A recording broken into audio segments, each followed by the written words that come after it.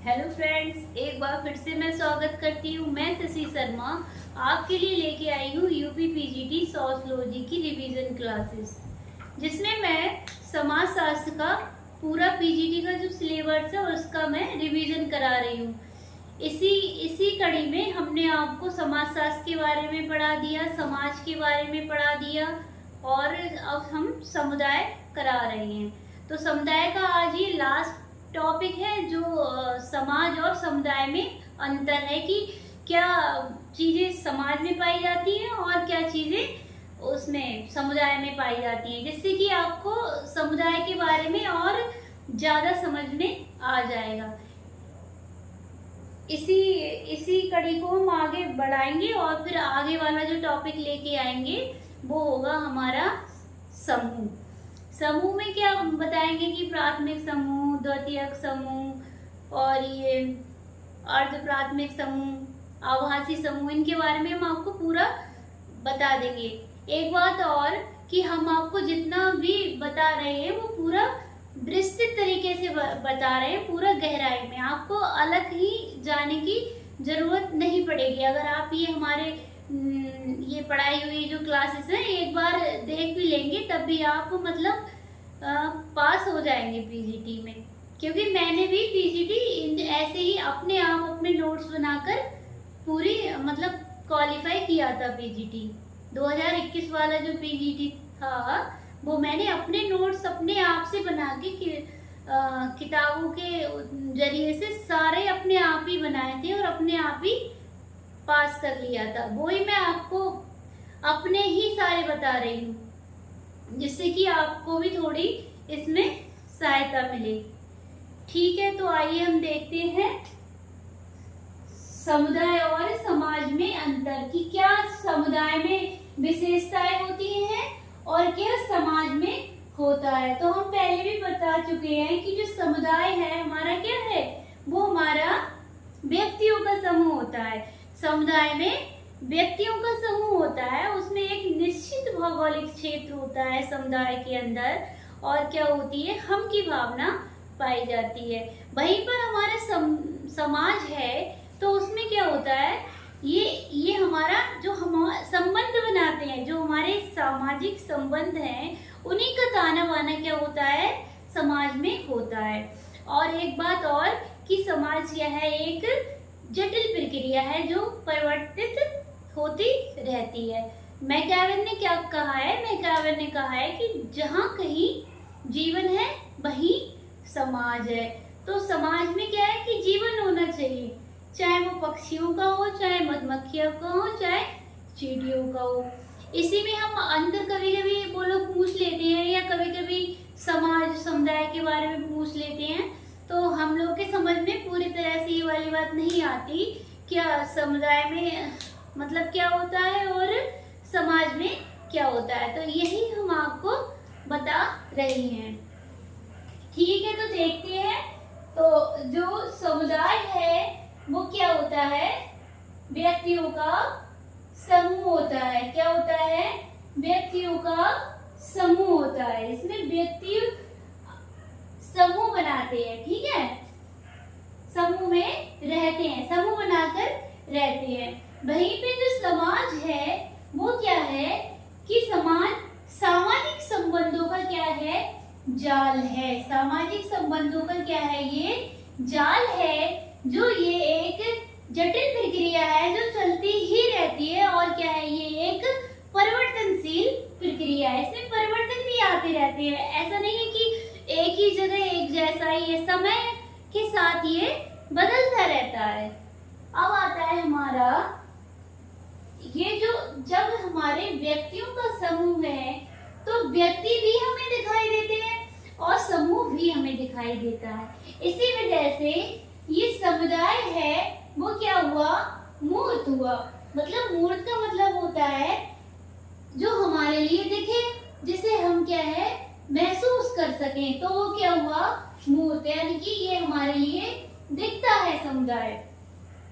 और समाज में सामाजिक संबंध होने के कारण ये क्या है, अमूर्त होता है, यानी कि ये हमारे लिए न दिखता है, दिखता नहीं है।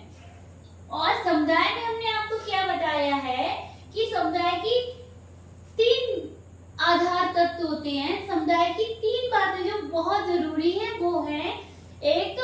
समुदाय में निश्चित भूभाग होना चाहिए, निश्चित क्षेत्र होना चाहिए, दूसरा व्यक्तियों का समूह होना चाहिए, और तीसरा क्या है, सामुदायिक भावना होनी चाहिए। ये 3 बातें होती हैं तो वो समुदाय होता है। तो वही ये तीसरी बात निकल के आती है कि समुदाय में क्या है, निश्चित क्षेत्र या भूभाग होता है। समुदाय क्या है, निश्चित क्षेत्र होता है, निश्चित क्षेत्र में ही समुदाय होता है। वहीं पर समाज में क्या है, समाज में ऐसा नहीं होता। समाज निश्चित क्षेत्र में नहीं होता। जब हम किसी से संबंध बनाते हैं, किसी के संबंध में आते हैं, तो वहां पे क्षेत्र की हमारे लिए कोई भी जरूरत नहीं होती है। लेकिन समुदाय में निश्चित क्षेत्र चाहिए, क्योंकि समूह निश्चित क्षेत्र में ही रहते हैं। तीसरी बात, चौथी बात निकल के आती है कि इसमें सामुदायिक भावना आवश्यक है। समुदाय में क्या है, सामुदायिक भावना आवश्यक है, यानी कि सहयोगी सामाजिक संबंध और संबंधों पर विशेष जोर दिया जाता है।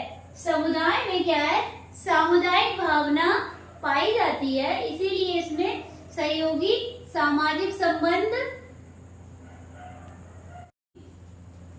चौथी बात आती है हमारी कि इसमें सामुदायिक भावना आवश्यक है, यानी कि सहयोगी सामाजिक संबंधों पर विशेष जोर दिया जाता है। समुदाय में हमने आपको बताया था कि सामुदायिक भावना इसमें बहुत जरूरी होती है। तो इसमें जब हमारी सामुदायिक भावना होगी, या हम की भावना होगी, या निर्भरता की भावना होगी, या योगदान की भावना होगी, हम किसी के लिए किसी के साथ में परस्पर योगदान कर सकते हैं, किसी का सहयोग कर सकते हैं, तो वहीं पे क्या बनेंगे, हमारे सहयोगी सामाजिक संबंध बन के आएंगे। वहीं पे सहयोगी सामाजिक संबंध निकलेंगे, क्योंकि जब हम किसी के साथ निर्भरता पूर्वक सहयोग कर रहे हैं, किसी पे निर्भर हैं, किसी के साथ योगदान दे रहे हैं, किसी कार्य में सहयोग बटा रहे हैं, तो वहां पे क्या निकलेंगे, सहयोगी सामाजिक संबंध बनेंगे। इनमें असहयोगी सामाजिक संबंध नहीं होते हैं, यानी कि यहाँ पर संघर्ष बिल्कुल भी नहीं होता है, समुदाय में संघर्ष नहीं होता। तो वहीं पे ये कह रहे हैं कि सहयोगी सामाजिक संबंध पर विशेष ध्यान दिया जाता है समुदाय में। लेकिन समाज में क्या है, समाज में सहयोगी संबंध भी होते हैं और असहयोगी संबंध भी होते हैं। जहाँ समाज में सहयोग है, वहाँ समाज में परस्पर संघर्ष भी होता है। तो वही सहयोगी संबंध और असहयोगी संबंध दोनों पाए जाते हैं समाज के अंदर। तीसरी बात हमारी निकल के आती है कि समुदाय का अपना क्या है, एक विशिष्ट नाम होता है। हमने आपको क्या बताया था कि प्रत्येक समुदाय का अपना एक विशिष्ट नाम होता है। गांव, कस्बा, नगर, देश, ये सब समुदाय के ही अंदर आते हैं, ये सब समुदाय हैं। चाहे कोई गांव हो, चाहे नगर हो, कस्बा हो, देश हो, वो क्या है, वो समुदाय है। तो इनमें क्या है कि इनका एक अपना विशिष्ट नाम होता है। हमने आपको अपना शहर बरेली का भी बताया था कि यहाँ पे बहुत ज्यादा पहले बांस की खेती होती थी। बांस वो होते हैं जो मतलब तंबू लगाने वाले, वो क्या बोलते हैं उन्हें, बम्बू, वो होते हैं। तो उनकी खेती होती थी, तो इसके लिए क्या कहते हैं, बांस बरेली कहते हैं। तो हर एक शहर का, हर एक गांव का क्या एक इतिहास जुड़ा होता है, उसी पर उसका नाम रखा जाता है। तो इसीलिए ही क्या है, समुदाय का अपना एक विशिष्ट नाम होता है, जिससे समुदाय पहचाना जाता है, जिससे कि जिस समुदाय में व्यक्ति रहते हैं, तो वो अपने समुदाय के नाम के प्रति बहुत ही मतलब आदर के साथ उसका नाम लेते हैं। कह सकते हैं कि हम अपने शहर का नाम, हम अपने गांव का नाम बहुत ही सम्मान के साथ लेते हैं, चाहे वो व्यक्ति कहीं का भी हो, कहीं भी किसी भी समुदाय का हो। तो यही बात निकल के आ रही है कि समुदाय का अपना एक नाम होता है, एक विशिष्ट नाम होता है। वही क्या है, समाज का कोई भी नाम नहीं होता, समाज का कोई भी नाम नहीं होता। अब ये बात निकल के आती है कि समुदाय समाज का एक भाग है और एक समुदाय में एक से अधिक समाज नहीं हो सकते। हम आपको बता दें, हम आपको ऐसे करके बताएंगे कि ये क्या हो गया, ये हमारा हो गया पूरा समाज। ये क्या हो गया, ये जो गोला हमने बनाया है ये हमारा हो गया पूरा समाज और इसके अंदर ये आ गए हमारे समुदाय। ये क्या आ गए, ये आ गए पूरे समुदाय। कोई बरेली है, कोई बरेली शहर है, कोई हमारा औला शहर है, औला ये कस्बा है, ये हमारा मायका है, ये हमारा मायका है, हम यहाँ से ही बिलोंग करते हैं, औला से। तो कोई बरेली शहर हो गया, कोई हमारा राजस्थान हो गया,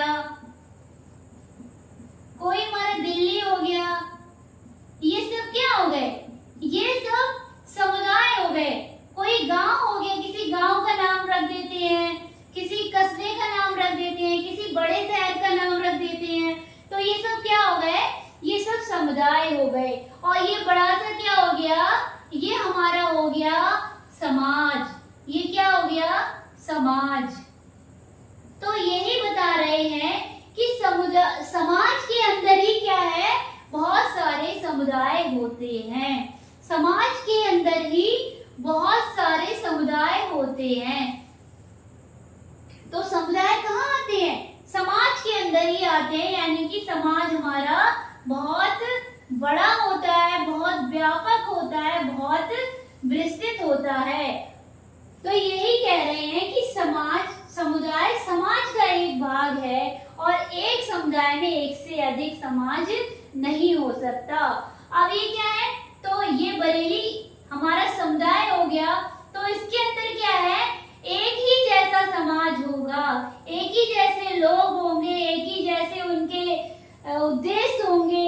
यही बात ये बता रहे हैं कि समाज के अंदर ही क्या आता है, समुदाय आते हैं। अब हमारी तीसरी बात निकल के, एक बात और निकल के आती है कि समुदाय की प्रकृति कैसी होती है, क्षेत्रीय होती है। ये हमने आपको उस दिन भी बताया था कि समुदाय एक क्षेत्रीय अवधारणा है, क्षेत्र से जुड़ी हुई अवधारणा है, एक निश्चित भौगोलिक क्षेत्र से जुड़ी हुई अवधारणा है। बिना निश्चित भौगोलिक क्षेत्र के समुदाय के हम कल्पना नहीं कर सकते, समुदाय की हम कल्पना ही नहीं कर सकते बिना निश्चित भौगोलिक क्षेत्र के। तो क्या बता रहे हैं, ये समुदाय की प्रकृति कैसी होती है, क्षेत्रीय होती है, एक क्षेत्र से जुड़ी हुई होती है। वहीं पे समाज की क्या होती है, समाज की प्रकृति जो होती है समग्रता की होती है, संपूर्णता की होती है। पूरे में पूरी समग्रता और संपूर्णता लिए हुए क्या होता है, समाज होता है। अब समुदाय में क्या है, समुदाय में बहुत सारे समूह आ जाते हैं, समितियां आ जाती हैं, संघ आ जाते हैं। समितियां आती हैं तो क्या आती हैं, संस्थाएं भी आती हैं।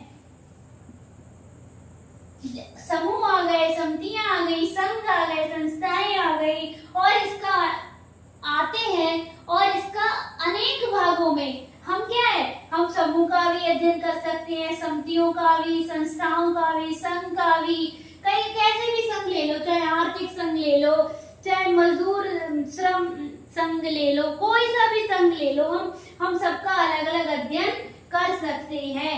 अनेक भागों में बांटकर समुदाय का अध्ययन कर सकते हैं। लेकिन क्या है, समाज को हम, समाज की प्रकृति संपूर्णता होने के कारण, समग्रता होने के कारण हम इसके लिए विभिन्न भागों में बांटकर नहीं समझा सकते, इसका विभिन्न भागों में बांटकर इसका अध्ययन नहीं किया जा सकता। समाज तो एक है, पूरे ब्रह्मांड का समाज एक है, चाहे पशु पक्षियों का समाज हो, चाहे किसी का भी समाज हो, समाज तो एक ही है। तो ये हम आज आपको बताया कि समाज और समुदाय में अंतर, जिससे कि आपको पूरा ये समझ में आ जाएगा। आज हमारा समुदाय का पूरा जो कॉन्सेप्ट था वो पूरा खत्म हो गया। कल से हम आपके लिए समूह लेके आएंगे, जिसमें आप देखना मत, मतलब देखना मिस मत करना, आप पूरे देखना। ठीक है, धन्यवाद।